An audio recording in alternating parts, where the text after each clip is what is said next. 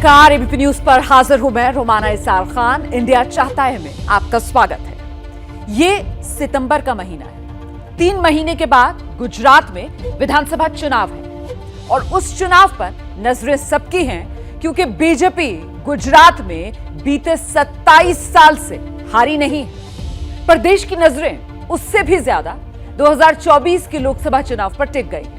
24 की चौसर पर विपक्ष की तरफ से नीतीश कुमार ने बिसात बिछा दी।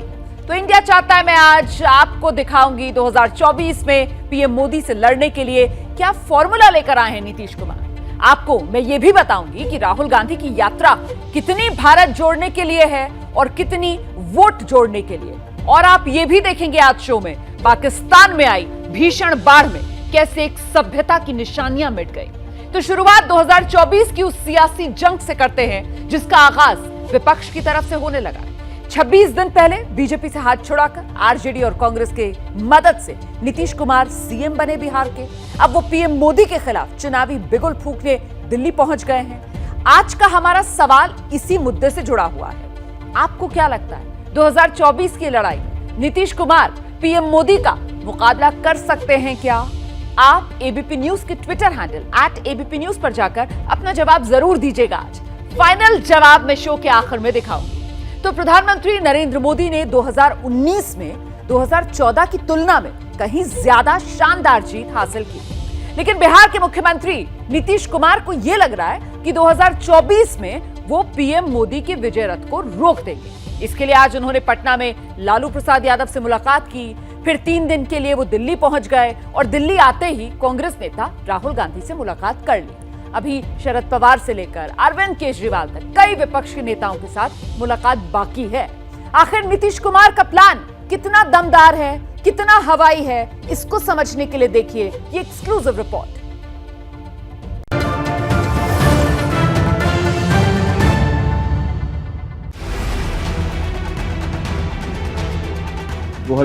के चुनाव के बाद फिर से नरेंद्र मोदी जी ही प्रधानमंत्री बने। हमको पूरा दिखाई जो पड़ता है। ये मेरी राय है, ये भ्रष्टाचार, काला धन, गड़बड़ी के खिलाफ अगर कुछ भी होता हम साथ। और देश पर अगर कोई खतरा आएगा हम सब एकजुट होकर केंद्र के साथ रहेंगे, देश की सेना के साथ रहेंगे।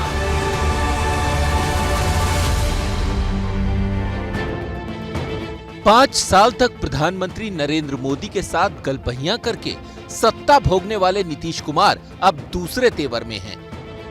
तेवर यह है कि बीजेपी ने सत्यानाश कर दिया और उसका इलाज ये कि अब दिल्ली चलो। ये सब एकजुट होंगे तो आपस में विमर्श करके जो भी चुनना करेंगे।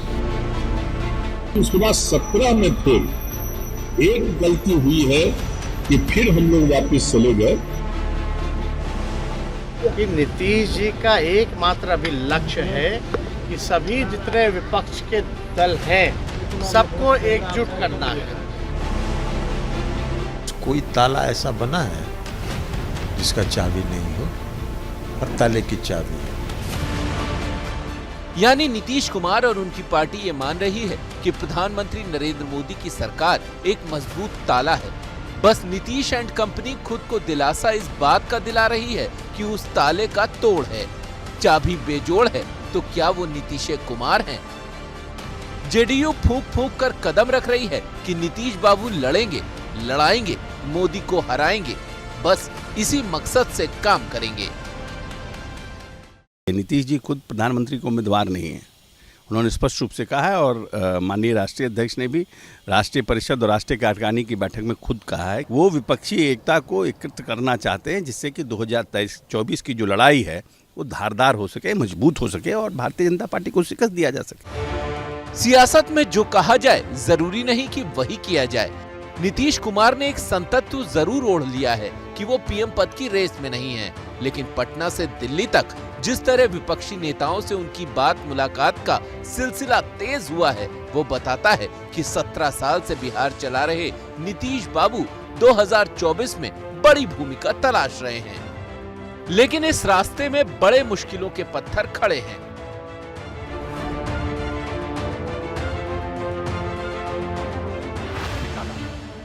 मोदी राज में जो टूटा फूटा और बेहद कमजोर विपक्ष है, उसमें भी सबसे बड़ी और ताकतवर पार्टी तो कांग्रेस ही है। सोमवार को नीतीश कुमार ने राहुल गांधी से मुलाकात की। अब सवाल है कि राहुल गांधी या कहें कि कांग्रेस क्या अपनी दावेदारी से पीछे हट जाएगी? यानी अगर थर्ड फ्रंट को सरकार बनाने का मौका मिला तो कांग्रेस उसी तरह बाहर से समर्थन करेगी जैसे देवेगौड़ा और गुजराल को किया था, या फिर वो गठबंधन की सरकार में भी अपना नेतृत्व चाहेगी जैसा मनमोहन सिंह के दौर में किया था। कांग्रेस फूंक फूंक कर कदम रख रही है।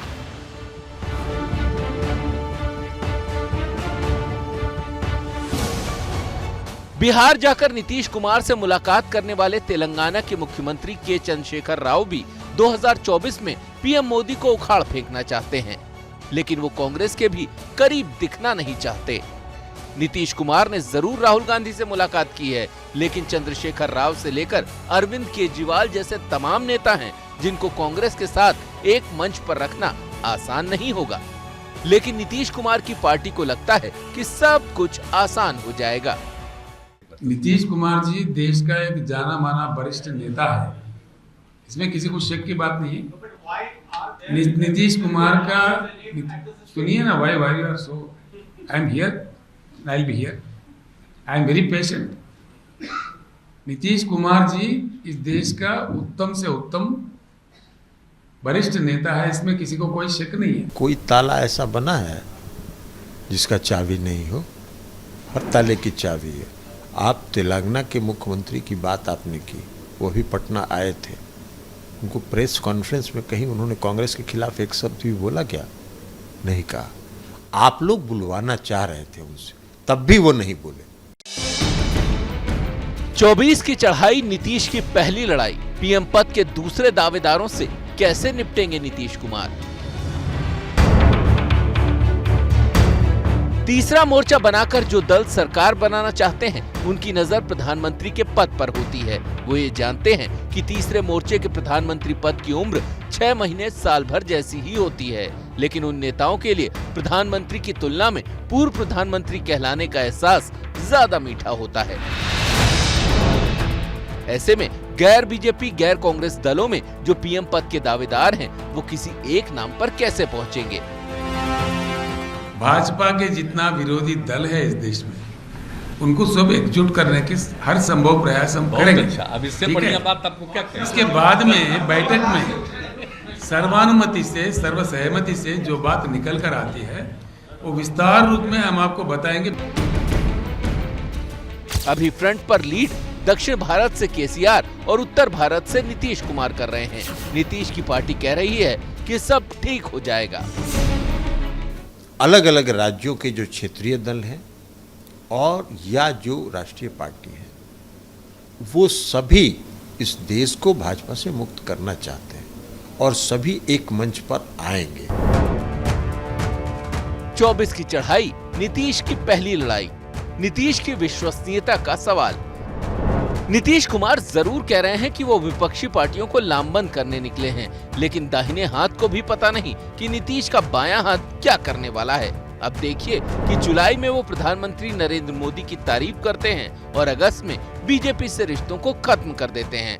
पहली बार बिहार विधानसभा के कैंपस में पहली बार कोई प्रधानमंत्री आए, तो ये कोई मामूली बात नहीं है। पूरे बिहार विधानसभा के परिसर में, विधान परिषद के परिसर में आज आप आए हैं, तो ये सबको सब दिन याद रहेगा। आगे भी जरूर हम चाहेंगे कि सब लोग मिल करके पूरा का पूरा मुख्यमंत्री जी सुशील मोदी आगे का सपोर्ट करें। कभी सुशील मोदी आपको पीएम मटेरियल बताते हैं, जिनको 14 में मिला, अब 24 है ना फिर।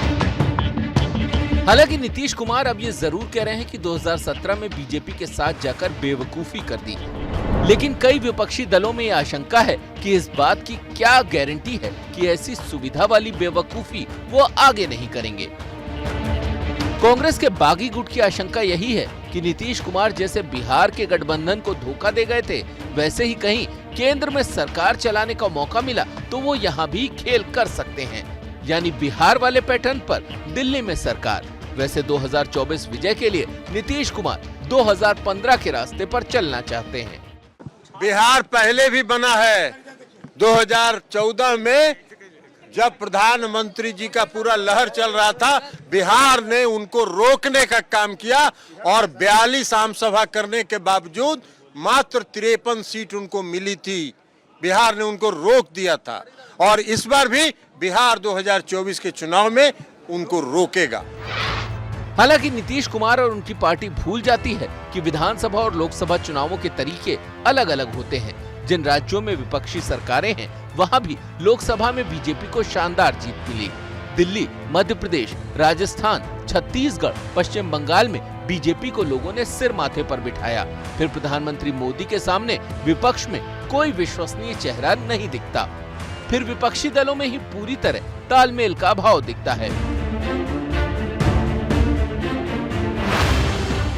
बीजेपी को भी लगता है कि नीतीश कुमार 2024 की सुरसुरी जरूर छोड़ रहे हैं, लेकिन मोदी के सामने आते ही विपक्ष ढाक के 3 पात हो जाएगा। कभी तो चुनाव लड़े नहीं, 17 साल में एक भी चुनाव नहीं लड़े। वो क्या जानेंगे जनता की समस्या को, और पीएम बनने का इनको एक पता नहीं भूत सवार है। बिहार तो संभल नहीं रहा। वैसे इतना तो साफ है कि अगले 20-21 महीने तक 2024 की चढ़ाई के लिए हंगामा चलता रहेगा। पीएम मोदी भी इशारा कर चुके हैं। भ्रष्टाचार और भ्रष्टाचारियों को बचाने के लिए कुछ राजनीतिक दल खुल करके सामने आ गए हैं, संगठित होने का प्रयास कर रहे हैं।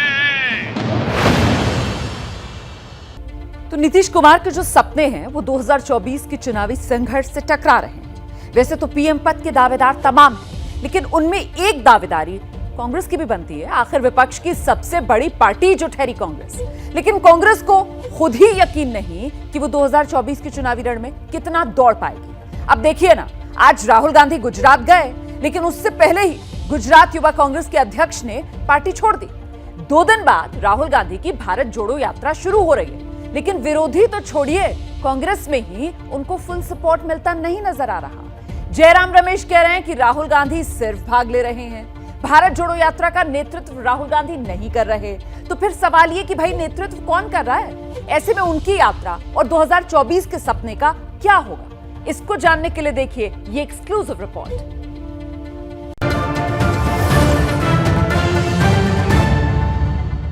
राहुल जी आ गए भाई, राहुल जी का स्वागत करें बहुत-बहुत। 2014 में एलपीजी का सिलेंडर 410 रुपए का था, आज 1050 रुपए का है।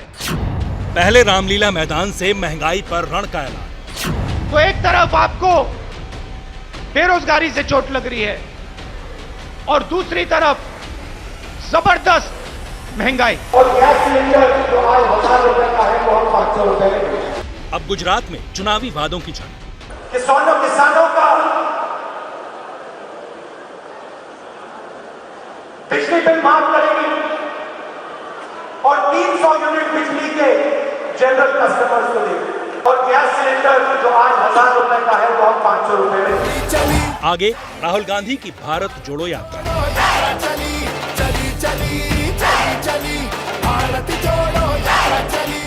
7 सितंबर से हिंदुस्तान के आखिरी छोर कन्याकुमारी से कांग्रेस के पूर्व अध्यक्ष राहुल गांधी भारत जोड़ो यात्रा शुरू करने जा रहे हैं। कांग्रेस की सारी उम्मीदें इस भारत जोड़ो यात्रा से जुड़ी हैं, जबकि बीजेपी कुछ और कह रही है। Unemployment and otherwise not many economical issues along with political issues. We are raising all these issues through this yatra. कल भारत जोड़ो कुछ आंदोलन शुरू कर रही है।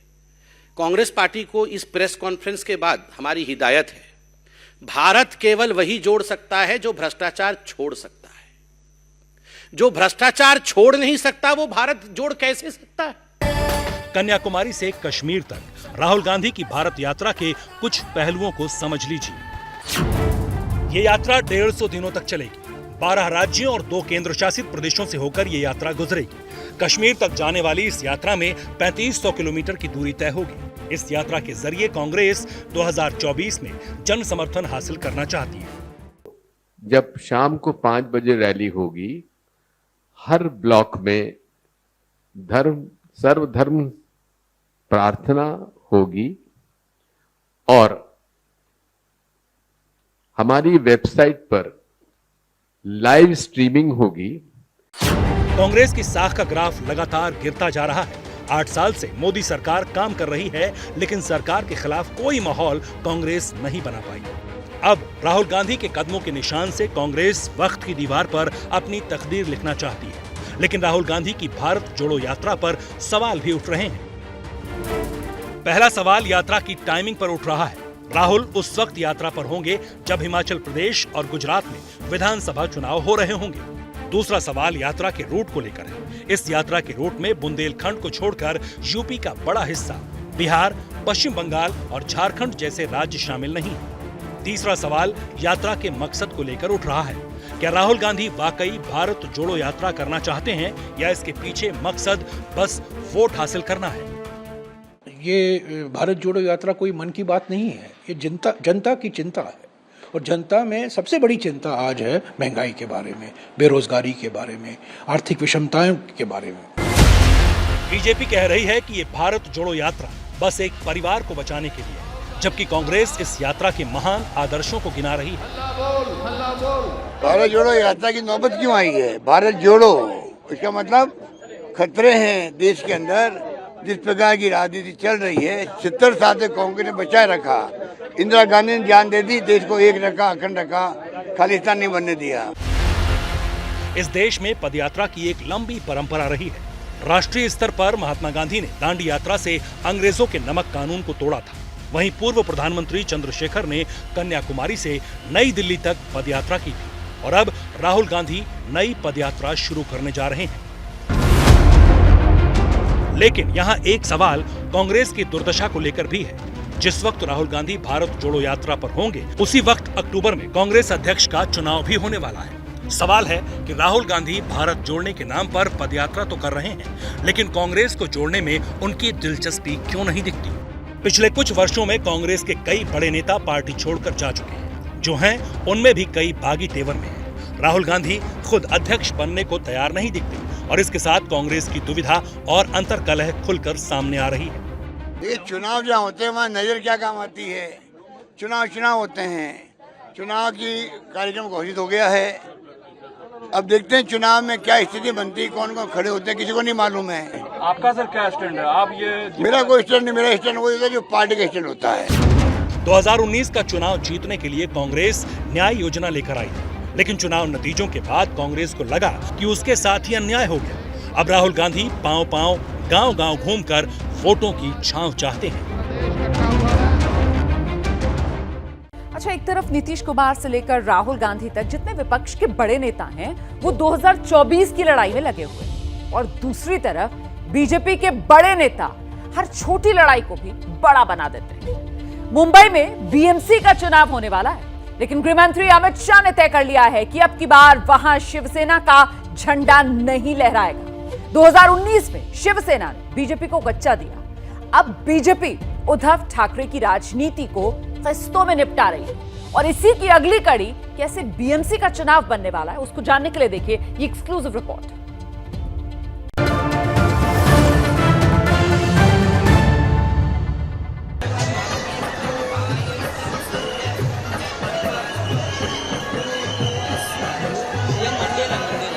ये चूहे आपके वोट से शेर बनकर जनता को दुखी कर रहे हैं। इस मतदान में शेर को फिर से चूहा बनाने का काम महाराष्ट्र की जनता ने करना है।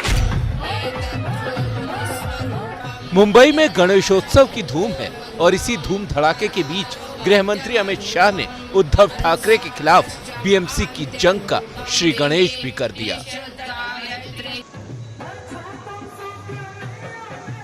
मुंबई में अमित शाह ने शुरू कर दिया है ऑपरेशन बीएमसी। बीजेपी का नया मिशन है मिशन 150।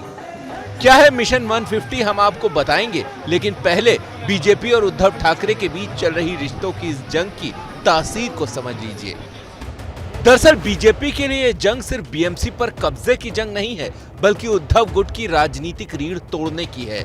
सियासी तौर पर उद्धव ठाकरे को हाशिए पर डालने की है। अब तक उद्धव कैसे बीजेपी के चक्रव्यूह में फंसते चले गए, पहले उसे समझिए। पहले शिवसेना के विधायक टूटे, फिर महाविकास अघाड़ी की सरकार गई, शिवसेना के सांसद भी टूट गए, महानगर पालिका के पार्षदों ने भी साथ छोड़ दिया, एकनाथ शिंदे ने शिवसेना पर दावा ठोक दिया और उद्धव गुट के बड़े नेता जेल में हैं। बीजेपी के रचे इस चक्रव्यूह के 6 द्वार की काट ही उद्धव अब तक ढूंढ नहीं पाए हैं कि अब खुद अमित शाह 7वें द्वार पर आकर खड़े हो गए हैं, उद्धव ठाकरे का सबसे बड़ा इम्तिहान लेने। मुंबई यानी शिवसेना का गढ़, उद्धव ठाकरे के लिए शहर बड़ी ताकत रहा है। यही वजह है कि पिछले 25 सालों से मुंबई महानगर पालिका पर शिवसेना का कब्जा रहा है। पार्टी में टूट और अपनों की बगावत के बाद उद्धव ठाकरे परेशान हैं और वो इस बात को अच्छी तरह जानते हैं कि बीएमसी का चुनाव उनके लिए और उनकी पार्टी के लिए अस्तित्व की लड़ाई है। अगर शिवसेना मुंबई महानगर पालिका से गई तो समझ लीजिए महाराष्ट्र से भी गई, और यही वजह है कि अमित शाह इस बार उद्धव ठाकरे गुट को जो है वो तगड़ी चोट देना चाहते हैं। अमित शाह मुंबई में है और उन्होंने बीजेपी के सांसदों, विधायकों और पार्षदों की बैठक ली। इस बैठक में अमित शाह ने बीएमसी में 150 सीटें जीतने का लक्ष्य रखा है। आपको बता दें कि मुंबई महानगर पालिका में 227 सीटें हैं। बैठक में भी अमित शाह के निशाने पर उद्धव ठाकरे ही थे। कुछ लोगों ने न सिर्फ बीजेपी को धोखा दिया, बल्कि विचारधारा को धोखा दिया। जिसने बाला साहब ठाकरे की विचारधारा से गद्दारी की, मतदाताओं से विश्वासघात किया, उसे सजा मिलनी चाहिए। राजनीति में जो धोखा दे उसे सजा दी ही जानी चाहिए। मोदी जी के कार्यों पे हमने मत मांगे और चुनाव के परिणाम आने के बाद धोखा देकर खुद मुख्यमंत्री बन बैठे, तो निश्चित ही भारतीय जनता पार्टी पूरी ताकत लगाएगी। 2019 के पहले भी बोले थे उन्होंने पटक देंगे, जब पटक देने की भाषा हुई थी और 2019 में पता चला कि लोकसभा के चुनाव में हार जाएंगे या सत्ता पे नहीं आएंगे, तो वही माता यहाँ पटकने के लिए वो आए थे। अगर मिशन होती तो बंगाल में क्या हुआ, अगर मिशन थी तो पंजाब में क्या हुआ। इस बैठक में अमित शाह ने एक और अहम बात कही कि शिंदे की शिवसेना ही असल शिवसेना है। इसे लेकर उद्धव गुट बेफरा हुआ है। आज जो तमाम कार्यकर्ता है, शिव सैनिक है, वो माननीय उद्धव जी ठाकरे के साथ है। और देश के गृह मंत्री मुंबई आते हैं, गणपति बापा के दर्शन के लिए आते हैं, मगर इस प्रकार से झगड़ा लगाने का काम वो करने आए हैं क्या? ऐसा मैं सवाल उनको पूछना चाहती हूँ। असली नकली कुछ नहीं होता है। खुद पक्ष प्रमुख ने उद्धव जी या आदित्य ने कहा है शिवसेना ही शिवसेना है, और जो बोल रहे खुद वो गद्दार सेना है, ऐसे वही बोल रहे तो उस मतलब ही नहीं आता है। हाँ, आपका सर्टिफिकेट क्यों चाहिए असली की नकली करके? अमित शाह का इतिहास रहा है कि वो जो सोचते हैं वो करके दिखाते हैं। दूसरी तरफ शिवसेना के लिए मुंबई की अहमियत बहुत ज्यादा है। उद्धव ठाकरे बार बार ये कहते रहे हैं कि शिवसेना के बिना मुंबई का अस्तित्व खतरे में आ जाएगा। विधानसभा चुनाव में शिवसेना और बीजेपी का रिश्ता उद्धव के हट के चलते टूटा, और दोस्त जब दुश्मन बनता है तो ये दुश्मनी बहुत भारी पड़ती है। उद्धव ठाकरे इसे बहुत अच्छी तरह समझ रहे हैं। बीजेपी के चाणक्य अमित शाह का हर दांव उनके सियासी भविष्य पर सवाल खड़े कर रहा है।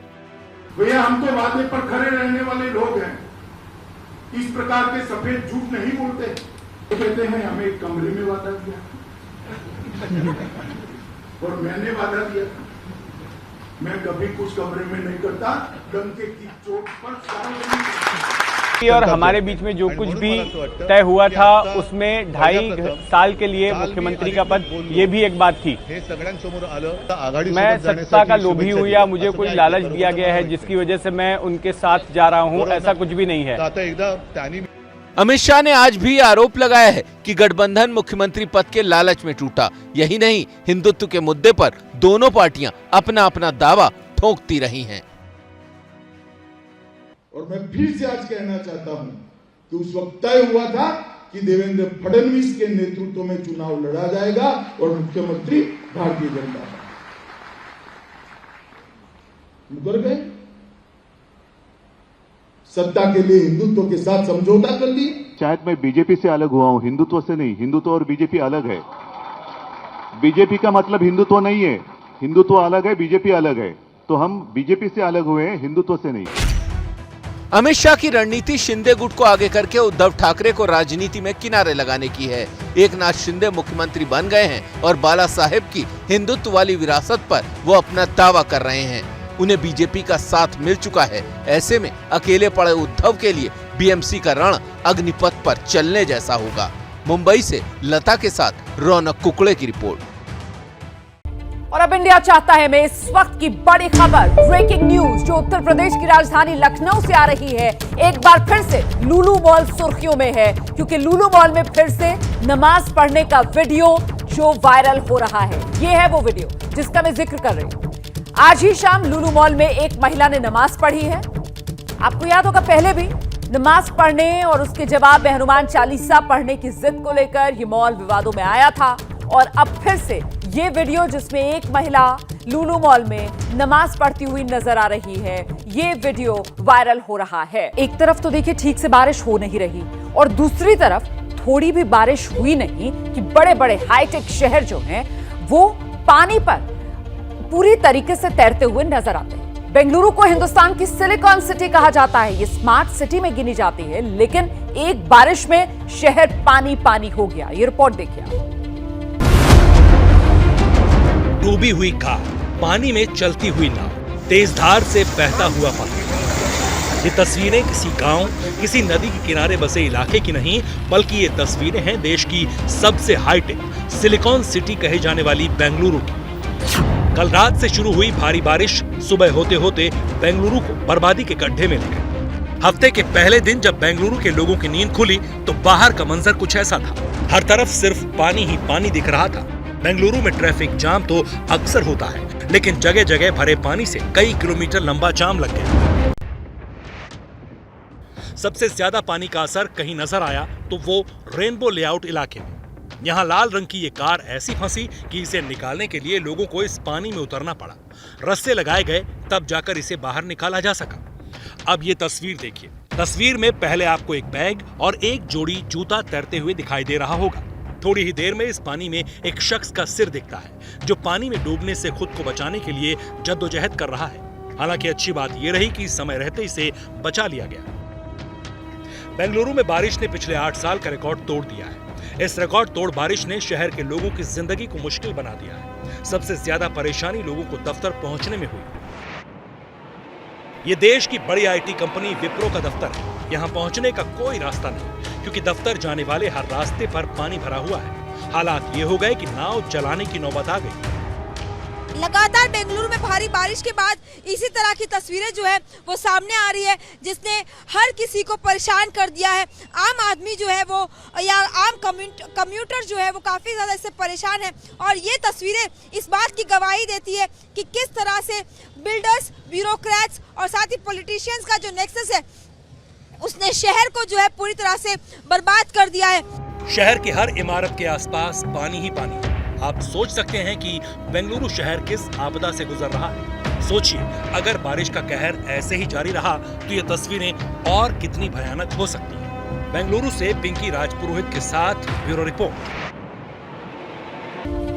खबर अब पड़ोसी देश पाकिस्तान से है। यूं तो पाकिस्तान अपनी हरकतों से, अपनी करनी से अपनी बर्बादी लिखता रहता है, लेकिन इस बार ऐसी बाढ़ आई कि पाकिस्तान का भविष्य उसमें डूबा हुआ नजर आ रहा है। और तो और इस बार में दुनिया की सबसे प्राचीन सभ्यता की निशानियां भी डूब गई। जी, मैं बात कर रही हूं मोहनजोदारो की, जो सिंधु घाटी सभ्यता का केंद्र था। लेकिन हाहाकारी बाढ़ ने मानो तय कर लिया कि 5000 साल पुरानी सभ्यता की निशानियों को वो मिटा दे।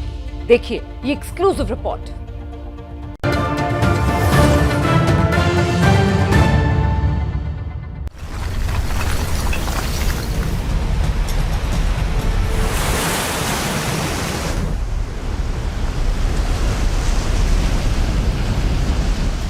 माना जाता है कि हजारों साल पहले सिंधु घाटी सभ्यता के शहर मोहनजोदाड़ो का नामो निशान सैलाब के चलते ही दुनिया से मिट गया था।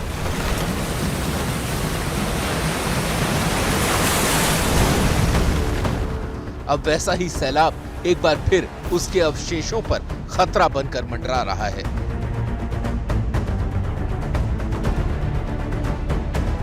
जी हां, पाकिस्तान में आए तबाही के सैलाब ने दुनिया की सबसे पुरानी सिंधु घाटी सभ्यता के शहर मोहनजोदाड़ो के अस्तित्व पर भी खतरा पैदा कर दिया है।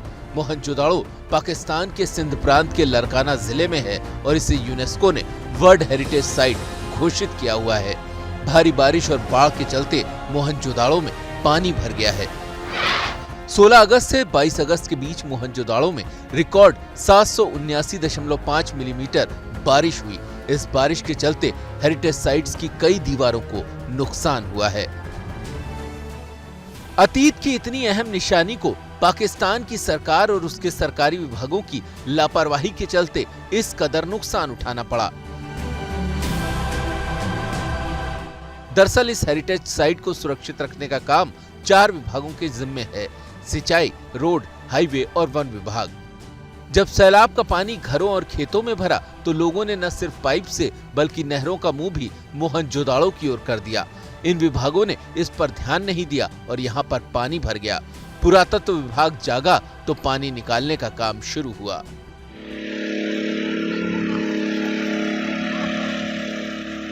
पानी यहाँ पे आपको नजर नहीं आएगा, पूरा का पूरा हमने वो निकाल दिया है। बाकी अभी बहाली का काम है, वो आहिस्ता आहिस्ता हम जो रीसेटल्ड हुए हैं, दीवारें हुई हैं, उनको हम सेटल कर रहे हैं। जो कच्ची ईंटें वगैरह हैं वो इधर उधर बिखरी हुई हैं, उनको हम सेटल कर रहे हैं।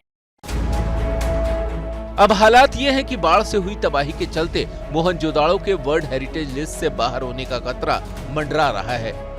आपको बताते हैं कि मोहनजोदाड़ो की अहमियत क्या है। मोहनजोदाड़ो सिंधु घाटी सभ्यता का सबसे बड़ा शहर था। ये शहर करीब 2500 ईसा पूर्व पुराना है। दुनिया की सबसे पुरानी शहरी बस्ती यहीं थी। ये दुनिया का पहला प्लान्ड शहर था। 1922 में हड़प्पा की खोज के 1 साल बाद इसे खोजा गया था। मोहनजोदाड़ो वाटर मैनेजमेंट के तरीकों के लिए जाना जाता है। धोलावीरा में हुई खुदाई में 16 विशाल जलाशय शहर की दीवारों के आसपास मिले थे, लेकिन इस ऐतिहासिक संपदा को बचाने के लिए पाकिस्तान की सरकार वाटर मैनेजमेंट नहीं कर पाई। जिस लरकाना जिले में मोहनजोदाड़ो मौजूद है, वहां बाढ़ का किस कदर कहर है, उसे पाकिस्तानी टीवी चैनल का ये रिपोर्टर बता रहा है। आप देख सकते हैं इस वक्त हम सैलाबी रेला जो गुजर रहा है लैंसडाउन ब्रिज से, ये दरियाए सिंध है, यहाँ से इस वक्त सैलाबी रेला गुजर रहा है जो आगे कोटरी बैराज की तरफ जा रहा है। हम इस वक्त पानी के अंदर ही मौजूद हैं और जो लहरें हैं वो इतनी ज़्यादा तेज़ हैं कि ये पानी जो है हमको आगे धकेलने की कोशिश कर रहा है। सूरत हाल ये है कि इस सैलाब से सैकड़ों देहात ज़ेरे आब आ गए हैं। चारों अतराफ में तबाही मची हुई है। बहुत बड़ी तादाद में मुतासरीन जो हैं वो सक्खर की शाहराहों, सड़कों और महफूज मकामात पर पहुंच चुके हैं। सिंधु नदी का वेग इतना तेज है कि इस इलाके का ज्यादातर हिस्सा उसके पानी में डूबा हुआ है। सैलाब के चलते लोगों के सामने खाने पीने का संकट है। पानी अब उतर रहा है तो बीमारियां फैल रही हैं, लेकिन पाकिस्तान की सरकार सोई हुई है। लोग मदद मांग रहे हैं, लेकिन उन तक मदद नहीं पहुंच रही है। पुरअमन एहतजाज कर रहे हैं। हुकूमत पाकिस्तान, हुकूमत सिंध से मुतालबा कर रहे हैं कि इधर मुसलसल बारिशों की वजह से जो तबाही हुई है, इनके घर तबाह हुए हैं, इनके मकाना तबाह हुए हैं, इनके फसलें तबाह हुई हैं। इधर पानी ही पानी है, लोग भूख पे हैं, बीमार हैं, उनका कोई भी सार संभाल लेने वाला नहीं है। इसलिए हम हुकूमत पाकिस्तान, गवर्नमेंट सिंध से और अपने MNA और MPA से पुरज़ेर मुतालबा करते हैं कि खुदारा इधर आएँ, लोगों की मदद करें। लोग भूख पे मर रहे हैं। पाकिस्तान पहले से ही आर्थिक संकट से गुजर रहा है, लेकिन इस बाढ़ ने उसे सालों पीछे ढकेल दिया है। एक तरफ पाकिस्तान में मौजूद चुनिंदा ऐतिहासिक धरोहरों पर संकट खड़ा है, जिसका सीधा असर आने वाले दिनों में पर्यटन पर पड़ेगा, और दूसरी तरफ महामारी का खतरा है, जिससे निपटने के लिए न उसके पास पैसा है और न ही संसाधन। ऐसे में पाकिस्तान का अल्लाह ही मालिक है। और अब वक्त हो गया है आज की लीड स्टोरी पर आपकी राय जानने का। आज का हमारा सवाल ये था कि क्या आपको लगता है 2024 की लड़ाई में नीतीश कुमार जो हैं वो प्रधानमंत्री नरेंद्र मोदी का मुकाबला कर सकते हैं? आपका जवाब क्या आया है? आंकड़े अब आपकी टेलीविजन स्क्रीन पर सामने। 64% को लोगों को लगता है कि प्रधानमंत्री मोदी को टक्कर दे पाना नीतीश कुमार के बस की बात नहीं है। हालांकि 36% लोग हाँ में जवाब दे रहे हैं। तो अब इंडिया चाहता है में मुझे इजाजत दीजिए, कल रात 8 बजे आपसे फिर मुलाकात होगी। क्या मजबूरी है मेरी, बताइए। मैं अभी आपको बताती हूँ कि मैंने ओए होए होए होए नमकीन के चटकारे लेते हुए टकटकी मार के डिबेट शो को पॉज रिपीट कर करके देख रहे हैं जोगिंदर जी। इनकी तरह आप भी देखें अपनी फेवरेट डिबेट्स को रिपीट कर और डाउनलोड कीजिए एबीपी लाइव ऐप अपने स्मार्ट टीवी पर।